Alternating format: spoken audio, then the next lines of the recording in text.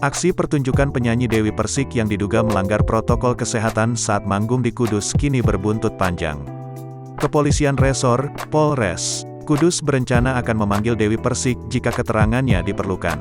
Terkait aksinya yang terekam dalam video menyanyi tanpa masker saat hajatan sunatan di Prambatan Lor, Kaliwungu, Kabupaten Kudus, Sabtu, tanggal 22 Mei tahun 2021 lalu.